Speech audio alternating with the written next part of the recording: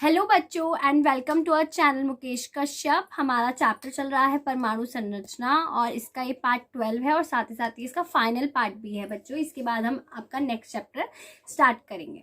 तो देखो बच्चों, आज हमें क्या देखना है। आज का हमारा टॉपिक है पाउली का अपवर्जन नियम। पाउली का अपवर्जन नियम क्या है तो देखते हैं क्या है। पाउली ने इलेक्ट्रॉन की क्वांटम संख्याओं से संबंधित एक नियम दिया जिसे पाउली का अपवर्जन नियम कहा जाता है। बच्चों, क्वांटम संख्याओं के बारे में आप पढ़ चुके हो, तो इन्होंने जो ये लॉ दिया था, अपना नियम दिया पाउली ने, वो इन्होंने किसके आधार पर दिया था? क्वांटम संख्याओं के आधार पर। उन्होंने क्या कहा उसमें, किसी एक ही परमाणु के दो इलेक्ट्रॉनों के लिए चारों क्वांटम संख्याओं का मान समान नहीं होता है। यानी कि अगर कोई एक परमाणु है, उसके आप कोई से दो इलेक्ट्रॉन लो और उन दोनों इलेक्ट्रॉन के लिए अगर आप क्या करो, चारों क्वांटम संख्याओं के मान देखो, तो वो कभी भी क्या हो सकता है, बराबर नहीं हो सकते। कि एन का मान एन के बराबर हो, एम का एम के, एल के बराबर हो, एस का एस के बराबर हो, ऐसा बिल्कुल भी पॉसिबल नहीं होता है, क्योंकि वो बिल्कुल डिफरेंट आती है वैल्यूज हर बार। आप देखोगे, अगर करोगे कभी, अगर किसी एक ही परमाणु के दो इलेक्ट्रॉन के लिए कर रहे हो तो वो वैल्यू अलग अलग आती है। लेकिन हाँ, ये जरूरी नहीं कि आप दूसरा परमाणु लो और उसके लिए करो तो सेम आ सकती है, लेकिन कभी भी किसी एक परमाणु के लिए उसके दोनों इलेक्ट्रॉन के लिए सेम नहीं हो सकती। चारों क्वांटम संख्याओं का मान एक सा नहीं हो सकता। यदि किसी परमाणु के दो इलेक्ट्रॉनों की मुख्य क्वांटम संख्या n, द्विगंशी क्वांटम संख्या l, चुंबकीय क्वांटम संख्या m समान है, अगर ऐसा हो गया है कि समान हो गई ये तीनों, तो उनकी चौथी चक्रण क्वांटम संख्या s का मान अवश्य ही भिन्न होगा। क्यों होगा भिन्न? क्योंकि बच्चों आपको पता है s के दो मान होते हैं सिर्फ, या तो +1/2 या -1/2। तो अगर या तो +1/2 हो सकता है और दूसरे का -1/2 होगा, क्योंकि दोनों की दिशा क्या होगी, अलग अलग, क्योंकि दिशा को दिखाते हैं। अगर ऊपर है तो +1/2, नीचे है तो -1/2, तो कहीं ना कहीं आगे उन इलेक्ट्रॉनों की क्या हो जाएगी, दिशा तो बदल जाएगी ही जाएगी। तो अगर आपके तीन संख्याओं के मान समान आ भी जाए तो चौथी का मान बराबर नहीं हो सकता है। ठीक है बच्चों, आगे ये नियम समझ में बहुत छोटा सा इजी सा है, इन्होंने कोई बड़ी बात नहीं कही। ठीक है, कोई मतलब याद करने से कोई बड़ी बात नहीं है आपके लिए, आप आसानी से याद भी कर सकते हो इसे। ठीक है बच्चों, अब नेक्स्ट हम टॉपिक की तरफ बढ़ते हैं। ये वाला मैं पहले भी थोड़ा सा आपको बता चुकी हूँ और यहाँ पे हम थोड़ा रिटन में बता रहे हैं, लिख के बता रहे हैं। अर्धपूर्ण तथा पूरे भरे उपकोषों का अतिरिक्त स्थायित्व। इसके बारे में बच्चों मैं आपको इलेक्ट्रॉनिक विन्यास वाले वीडियो में बताया था, जो था पार्ट 11। अगर आपने वो नहीं देखा है तो आप जाके उसे देख सकते हैं। और अगर वीडियो पसंद आए वाली तो लाइक जरूर करना। उसका बहुत डिफरेंट मेथड है वो बताने का, इलेक्ट्रॉनिक विन्यास याद करने का, तो उसे जरूर देखना आपने नहीं देखी है तो। ठीक है, तो देखो बच्चों, इसमें क्या है, किसी तत्व का वह इलेक्ट्रॉनिक विन्यास सबसे अधिक स्थायी होता है जिसमें निकाय की ऊर्जा न्यूनतम होती है। ये तो रहा थ्योरेटिकल बात, ठीक है, थ्योरी पे बात। लेकिन एक्चुअल में इसका मतलब क्या है? मतलब ये है बच्चों, जब मैंने आपको कराया था इलेक्ट्रॉनिक विन्यास, उसमें हमने क्रोमियम के बारे में बताया था आपको, और कॉपर के बारे में बताया था, सिल्वर और पैलेडियम के बारे में बताया था कि उनका इलेक्ट्रॉनिक विन्यास क्या होता है, थोड़ा सा अलग होता है ना, वो चेंज हो जाता है, नियम फॉलो नहीं करता वो आप बाहु वाला, और थोड़ा अलग से उसका आता है, अलग बनता है। तो वही हम देखते हैं। क्या क्रोमियम का क्या होगा, 1s2, 2s2, 2p6, 3s2, 3p6, 4s2। ठीक है, यहाँ तक आप गिन सकते हो कितने हो गए, ये 4s2 तक 20 हो जाते हैं, मैंने आपको पहले ही बताई है। अब 3d5 में भरे जाएंगे तो बच्चों कितना भरेगा 3d5 में, 3d10 में 3d में 4 भरे जाएंगे, है ना, तभी तो ये 24 होगा। यहाँ तक ये 20, फिर ये 4।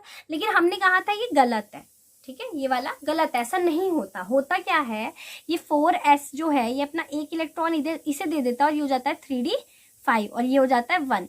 तो क्या हो जाता है, ये दोनों क्या हो जाते हैं, स्थाई हो जाते हैं, स्थिर हो जाते हैं, स्टेबल हो जाते हैं।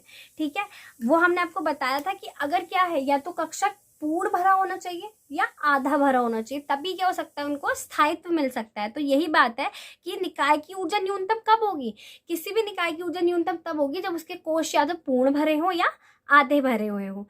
ठीक है, तो क्योंकि 3D में कितने होते हैं मैक्सिमम इलेक्ट्रॉन, ज्यादा कितने भर सकते हो, 10, उसका आधा कितना, 5, तो इसमें आ गए 5।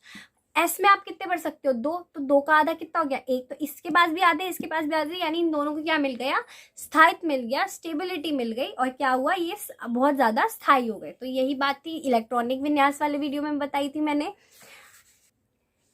ठीक है, तो इसका क्या मतलब हुआ, अर्थात पूरे भरे अथवा अर्ध भरे उपकोषों का स्थायित्व अधिक होता है। ये बात हमने देख भी ली। आप इससे कॉपर का कर सकते हो, कॉपर 29 का, पैलेडियम 46, Ag47, ये सब के सब क्या है, अपवाद भी हैं और साथ साथ हमारे इसके बहुत अच्छे एग्जाम्पल भी रहेंगे। आप इनमें से कोई सा भी दे सकते हो, चारों भी दे सकते हो आपके पास अगर लिखने का उतना टाइम हुआ उस समय। अच्छा बच्चों, इसे हम और किस किस आधार पर देखते हैं कि ऐसा क्यों होता है। इनकी व्याख्या निम्न तथ्यों के आधार पर की जा सकती है कि ऐसा और क्यों हो रहा है। इलेक्ट्रॉनों का सममित वितरण, पहला है इलेक्ट्रॉनों का सममित वितरण। पूर्ण भरे तथा अर्ध भरे उपकोषों में इलेक्ट्रॉनों का वितरण सममित होता है, जिस कारण यह अधिक स्थायी होते हैं। देखो बच्चों, क्या होता है जब आपका कक्षक पूर्ण भरा होता है या क्या होता है आधा भरा होता है, तो वो सममित रूप में होते हैं। सममित मतलब बिल्कुल एक सी लाइन में, एक के बाद एक के बाद एक।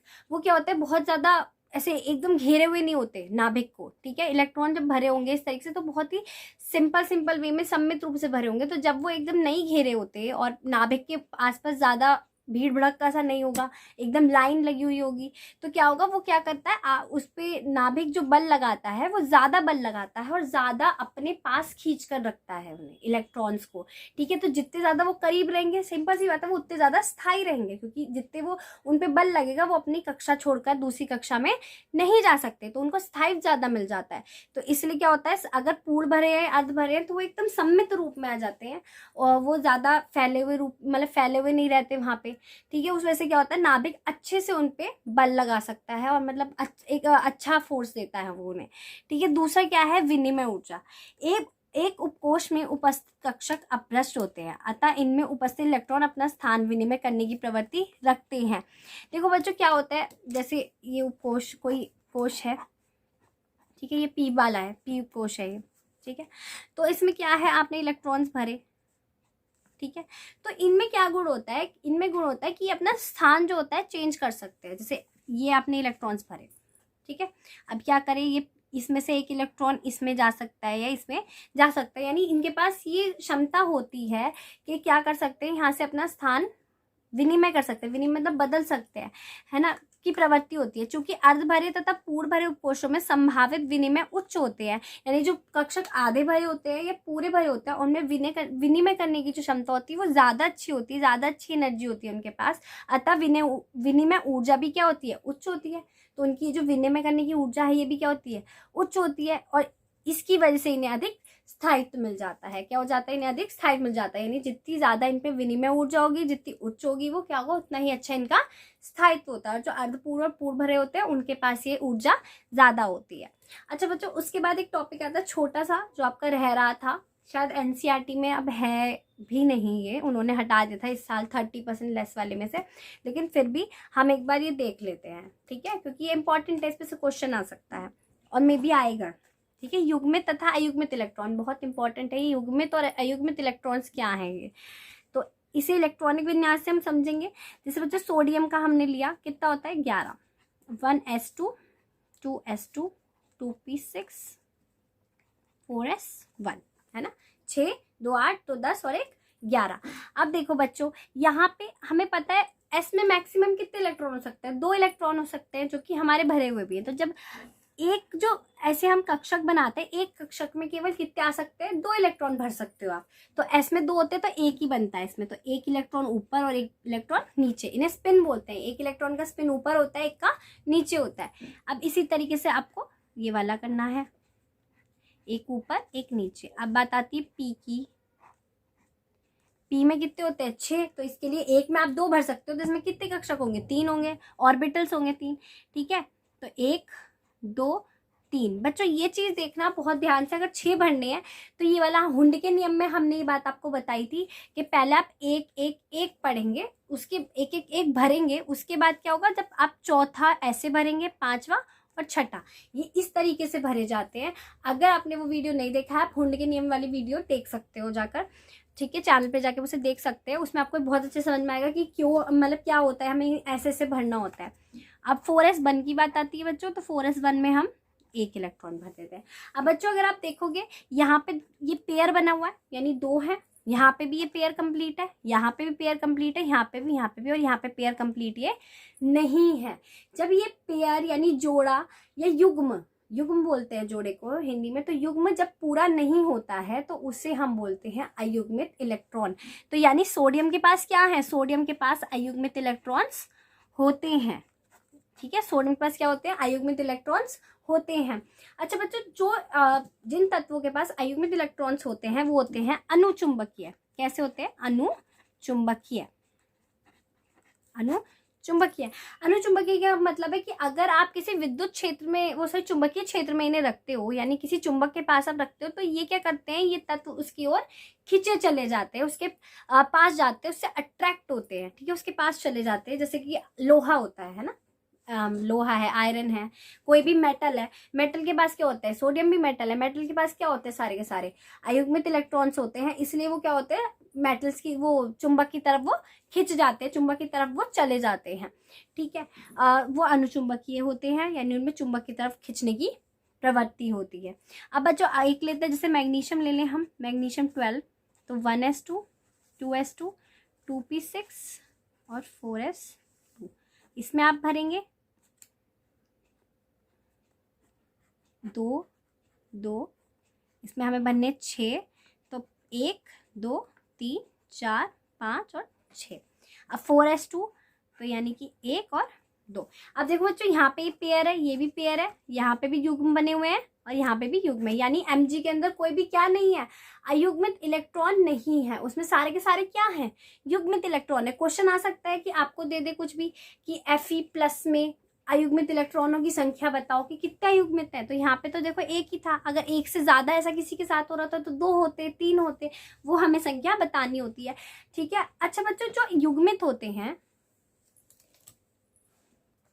जो युग्मित होते हैं, जो हमने बताया जैसे Mg है ना, Mg क्या है, युग्मित है, युग्मित होते हैं उसमें सारे के सारे कोई भी अयुग्मित इलेक्ट्रॉन नहीं होता। तो बच्चों ऐसे जो हमारे पास तत्व होते हैं वो होते हैं प्रतिचुंबकीय, प्रतिचुंबकीय, यानी क्या होता है, वो चुंबकीय क्षेत्र में रखे जाने पर उससे प्रतिकर्षित होते हैं, उससे दूर भागते, उसके पास नहीं जाते, उससे दूर भागते हैं। यानी अगर आप मैग्नीशियम को चुंबक के पास ले जाओगे तो वो दूर भागेगा, पास नहीं आएगा, जबकि सोडियम क्या करेगा, उसके पास जाएगा, उसके खिंच जाएगा उसकी तरफ से, ठीक है। लेकिन इतना ज्यादा नहीं, जैसे कि जो लोहा आता है वो लोहा चुंबकीय में आता है, ठीक है, वो लोहा चुंबकीय की बात होती है, इतना ज्यादा नहीं होता कि लोहा चुंबकीय वाले गुण दर्शाए। वो अनुचुंबकीय जो होते हैं, जो अयुग्मित होते हैं, जिसमें वो दिखाते हैं आकर्षण, लेकिन इतना भी ज्यादा नहीं जैसे लोहा दिखा सकता है, ठीक है, या कोई और हैवी मेटल जो कॉपर दिखा सकती है, ऐसा नहीं दिखा सकता वो, ठीक है, वो दिखा सकते हैं लेकिन ज्यादा नहीं। जो लोहा चुंबकीय होते हैं वो सबसे ज्यादा चुंबकीय होते हैं, ठीक है, जैसे आयरन हो गया, उसके अलावा और जो भी मेटल्स हैं हैवी वो हो गए, जिंक हो गया, इस तरीके के मेटल्स, ठीक है। Mg जो है वो कैसा होता है, फिलहाल प्रतिचुंबकीय, यानी जिसमें अयुग्मित इलेक्ट्रॉन होंगे वो अनुचुंबकीय, जिसमें अयुग्मित इलेक्ट्रॉन नहीं होंगे वो प्रतिचुंबकीय होते हैं, यानी चुंबक से प्रतिकर्षण करते हैं। तो बच्चों इस चैप्टर में बस इतना ही, और अगर आपको ये वीडियो पसंद आई हो तो लाइक करना, शेयर करना और सब्सक्राइब करना चैनल को प्लीज़। और इसके बाद बच्चों नेक्स्ट आपका हम चैप्टर जो है जल्दी शुरू करेंगे और कोशिश करेंगे उसे जल्दी ख़त्म करें, क्योंकि काफ़ी लेट चल रहा है कोर्स, लेकिन हम बहुत कोशिश कर रहे हैं कि जल्दी से जल्दी आपका कोर्स ख़त्म कर पाएँ। Thank you for watching.